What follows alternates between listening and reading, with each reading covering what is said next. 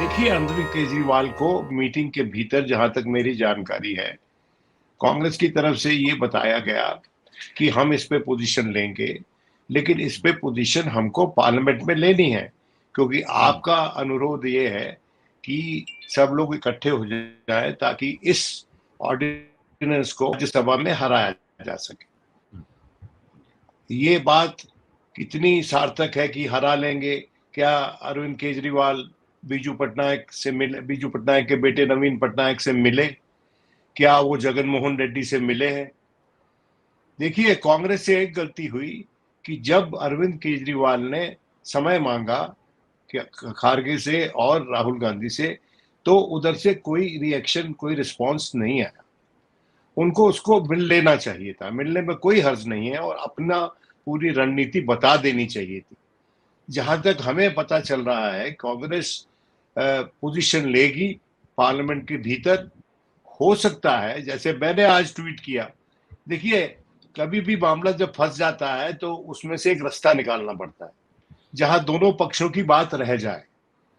तो हो सकता है कि लोकसभा में कांग्रेस वॉकआउट कर जाए, बिल पे वोट ना करे पक्ष में या विरोध में, पर एब्सटेन कर जाए, जिसके चलते उनकी जो दिल्ली की और पंजाब की इकाइयां हैं उनकी बात भी रह जाएगी, और राज्यसभा में जाकर विरोध में वोट डाले, जहां पर सही में उनके समर्थन की जरूरत अरविंद केजरीवाल को है। अरविंद केजरीवाल का ये दावा तो कभी नहीं रहा कि लोकसभा में हम हरा देंगे। उनका यही दावा है कि हम सब लोग इकट्ठे हो जाएं तो राज्यसभा में इस ऑर्डिनेंस को हम हरा सकते हैं। तो यहां पर अरविंद केजरीवाल को इतना बड़ा बयान नहीं देना चाहिए था। देखिए, आप किसी भी ऐसी समूह में जब आप जाते हैं, जब जमावड़े में जाते हैं, जहां पर इतनी ज्यादा पार्टियां हैं, 16-17 पार्टियां हैं, जितनी भी हैं 15 से ज्यादा हैं, तो ये जो पार्टीज हैं, इनमें से कई पार्टीज बहुत बड़ी बड़ी पार्टीज हैं, इनके मुख्यमंत्री हैं विभिन्न प्रदेशों में, और ये सब पॉलिटिकल पार्टीज चाहती हैं कि मिलकर काम किया जाए।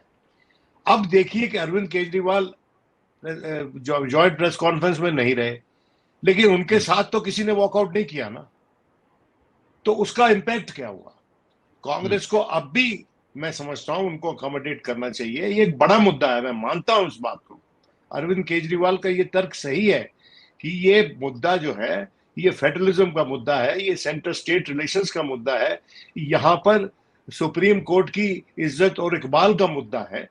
और अगर ये बात भी सच है कि विभिन्न प्रदेशों में गवर्नर्स राजभवन के जरिए वहां की सरकारों में हस्तक्षेप किया जा रहा है, एडमिनिस्ट्रेशन में हस्तक्षेप किया जा रहा है, और ये एक प्रदेश में नहीं, कई प्रदेशों में हो रहा है, तो उसकी बात तो में लेकिन वजन क्या है। मानना चाहिए, विनोद जी माफ कीजिएगा बीच में रोक रहा हूँ, लेकिन क्या मानना चाहिए कि केजरीवाल वॉकआउट कर गए हैं, उनके साथ कोई नहीं किया तो अलग बात है, नहीं नहीं या नहीं, केजरीवाल वॉकआउट किसी नहीं। वजह से प्रेस उसने कॉन्फ्रेंस में नहीं उसकी पहुंचे? उसकी उसकी स्टेटमेंट आप देखें जो रिलीज हुई है आम आदमी पार्टी की तरफ से, उसने दरवाजा अजार रख, जैसे कहते हैं ना, ही केप्ट द जो डोर अजार, पर उसने एक तरह से कहा है कि आपने, कांग्रेस ने इस मुद्दे पर हमें कोई आश्वासन नहीं दिया, इस करके अगर हमें आश्वासन नहीं मिलता है तो मैं अगली किसी मीटिंग में नहीं आऊंगा।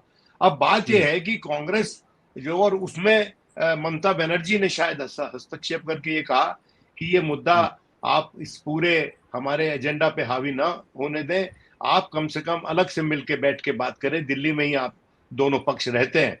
और एक बात जो अपने वक्तव्य में प्रेस कॉन्फ्रेंस के जरिए जब दौरान ममता बनर्जी ने कहा कि हम जितने भी काले कानून हैं उनके खिलाफ मिलकर लड़ेंगे। सतीश को ये बात याद नहीं आ रही थी, मैं याद करवा देता हूं कि जितने काले काले कानून ये सरकार ला रही है, उनसे हम सब लोग इकट्ठे होकर मिलकर लड़ेंगे। तो ये सीधा सीधा इशारा, मैं समझता हूं, ये बात आश्वासित करनी चाहिए अरविंद केजरीवाल को भी। देखिए, ये गेम ऑफ अकोमोडेशन का है आलोक, ये गेम ऑफ सुप्रीमेसी दिखाने का नहीं है। और कुछ कांग्रेस को अकोमोडेट करना पड़ेगा, कुछ आम आदमी पार्टी को अकोमोडेट करना पड़ेगा। 2 कदम तुम भी चलो, 2 कदम हम भी चलें। तो इसी सेंटिमेंट से ये, मैं समझता हूं, ये एक फॉर्मल या इनफॉर्मल जो फ्रंट है वो बन सकता है। अभी शुरुआत ही हुई है, शुरुआत अच्छी है, इसमें दो राय नहीं, सबके बयान बहुत अच्छे थे। देखिए, इसमें ममता बनर्जी थी, इसमें अखिलेश थे, दो बड़े पक्ष जिनके बारे में बहुत से प्रश्न चिन्ह थे वो यहाँ हाजिर थे। उसके साथ साथ यहाँ पर और बड़े बड़े महामुख्यमंत्री थे, और ये बात भी अच्छी थी कि अरविंद ने उसका बहिष्कार नहीं किया। अरविंद अपने मुख्यमंत्री, दूसरे मुख्यमंत्री को साथ लेकर और दो और लोगों को साथ लेकर, राघव चड्ढा और संजय सिंह जो उनके क्लोज एसोसिएट्स हैं, 4 लोग उनकी तरफ से इस जमावड़े में शामिल हुए, जो कि मैं समझता हूं well begun is half one.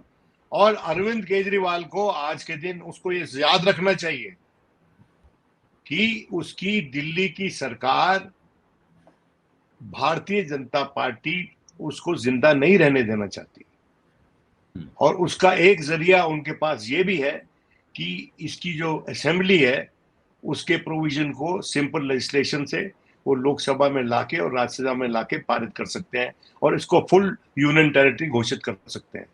और ये इसका पूरा तैयारी उन्होंने की हुई है।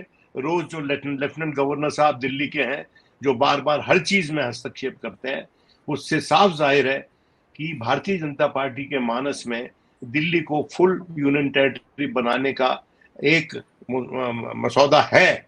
वो क्या वो रिस्क लेंगे इलेक्शन के इतने नजदीक, एक बड़ा प्रश्न चिन्ह है। लेकिन 24 में अगर ये जीत जाते हैं तो फिर दिल्ली फुल यूनियन टेरिटरी होगी, ये बात आप मान के चलिए।